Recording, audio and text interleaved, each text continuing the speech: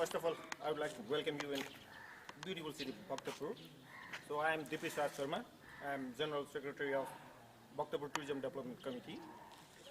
So the world is going through the pandemic called the Corona. It's a COVID-19, and in this time, no one can travel through. So we are going to give you some virtual tour on this beautiful city of Bhaktapur. So first, you can see the beautiful gate over here. So this is the main entrance to the Bhaktapur Darbar Square. So while you are traveling to Bhaktapur, you will see four main squares called Darbar Square, Domari Square, Dattatri Square, and Pot Square. So first, we will see the Darbar Square, and inside this gate, we will see different monuments. So if you're going through the city, you will see two different things. One is tangible parts, and next is intangible parts. So when you enter the city, you will first see the tangible parts, the monuments. Let's enter the city. Good.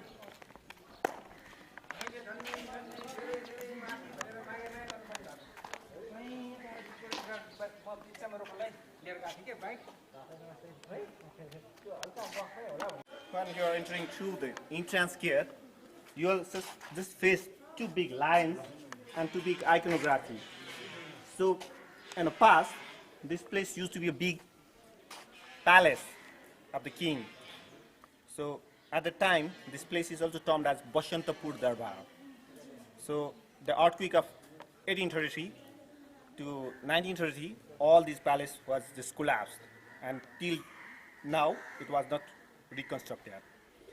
So now it becomes a community school called C. Padma Secondary School. It's a community school now. So in the entrance gate of this palace before, but now it's a school. So you will see two big iconography of the Bhagavati and the Bhairava. It's Ugra Chandi Bhairava, Ugra Chandi Bhagavati, and it's a Ugra Bhairava. So you can see the iconography, and you can see the work of the artist. So the iconography itself is the tangible part, whereas the work of the artist is the intangible part. So you can see the beautiful craftsmanship of the artist over here. So just have a look on this image. So once in a year, we do have a big festival called the Dasai festival. On that festival, we used to worship Durga. So it's the form of Durga, and Durga is form of Parvati, the female deity in Hinduism. So if you go through the iconography, you can see a big buffalo, and through the big buffalo, the devil is just emerged out. So the story about this image was, once there was a big demon who got a boon, and he would be neither killed by man and not by others, but to kill him, all the gods went to the deity called the Parvati, and the Parvati just took the form of Durga, and she became a so beautiful lady just to attract that devil. And once he fell in love with the beautiful woman, so she just killed the devil who hid himself inside the body of buffalo, water buffalo. You can see the hair of buffalo, and we have a lot of stories on all these things. So in Nepal, a lot of people believe in Hinduism. Still we have Buddhism and Muslims, all these things, but still we have a lot of percentage in Hinduism who believe in Hinduism. And in Hinduism, once in your life, you must visit 4 pilgrimage sites, which used to be in India. So one who could not visit those sites, they can just visit these 4 pilgrimage sites.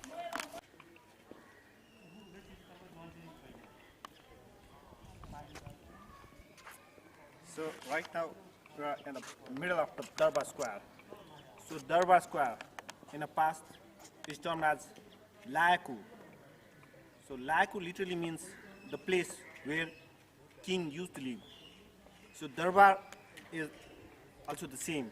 Darbar means the place where king used to live, and square is the place, the open place is called the square. So it's a Darbar square. So if you go through the buildings, you can see different structures. Like over there, you can see some classical design, and over there, you can see some new classical design. So before 18th century, this place used to be a palace for the king from the Malla dynasty. So in a Malla dynasty used to live in all these structured palace, but later on, this new classical design was built in after 1850. So the earthquake of 1833 just destroyed all these palaces. You can go through some pictures we have, so we'll show those pictures. And if you go through that picture, you can see the classical designs of this palace. And later on in 1833, the earthquake just damaged all the palace. And in 1850, our Rana Prime Minister just visited Europe. And when he come back from the Europe, he just brought this new classical design as a souvenir from Europe. So you can see those new classical structures in all three heritage sites like Patan and Kathmandu as well. In Darbar Square, the Darbar Square is not only Darbar Square, Bhaktapur is famous for its beautiful maize golden gate. So you can see the golden gate over there, and this place is famous for its 55 windows palace. So all these structures, all these monuments were built in nearly 16th to 17th century. And you can just have a look on the statue of the king of the Malla dynasty named Bhupatindra Malla. And you can just see he's just worshipping towards the entrance of the Golden Gate. And inside the Golden Gate, we would have the main deity of the Malla dynasty called the Taleju Bhavani. So it's a main entrance to the temple, to the Taleju.